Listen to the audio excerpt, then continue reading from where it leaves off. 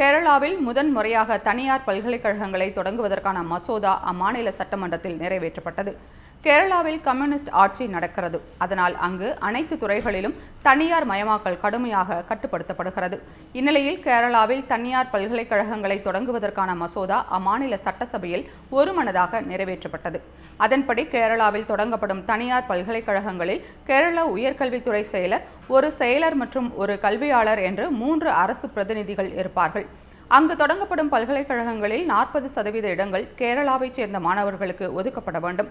பட்டியலின பழங்குடியின மாணவர்களை உள்ளடக்கிய 10 மாணவர்களை கொண்ட அமைப்பு ஏற்படுத்தப்பட வேண்டும். அதற்கு பல்கலைக்கழக துணைவேந்தர் தலைவராக இருப்பார். முக்கியமாக மாணவர் சங்கங்களை அமைப்பதற்கு தனியார் பல்கலைக்கழகங்கள் அனுமதிக்க வேண்டும் போன்ற அம்சங்கள் இடம்பெற்றுள்ளன. இதுகுறித்து கேரள உயர்கல்வித்துறை அமைச்சர் பிந்து கூறுகையில், 4 ஆண்டுகளாக அரசு பல்கலைக்கழகங்களின் உட்கட்டமைப்பை மேம்படுத்துவதற்கு கேரள அரசு 6000 கோடி ரூபாயை செலவிட்டுள்ளது. அவை இந்திய அளவில் தரம் வாய்ந்த பல்கலைக்கழகங்களாக இருக்கின்றன. தனியார் பல்கலைக்கழகங்களை தொடங்க ஊக்குவிப்பதன் மூலம் கேரளாவை சர்வதேச கல்வி மையமாக மாற்ற முடியும் என்று பிந்து கூறினார். இந்நிலையில் இந்த மசோதாவுக்கு காங்கிரஸ் எம்பி சசி தரூர் வரவேற்பு தெரிவித்துள்ளார். மேலும் இந்த முடிவு 20 ஆண்டுகளுக்கு முன்னரே எடுத்திருக்க வேண்டியது. இந்தியாவில் கம்ப்யூட்டர்கள் முதன்முறையாக அறிமுகப்படுத்தப்பட்ட போது அவற்றை அடித்து நொறுக்கியவர்கள்தான் கம்யூனிஸ்டுகள்.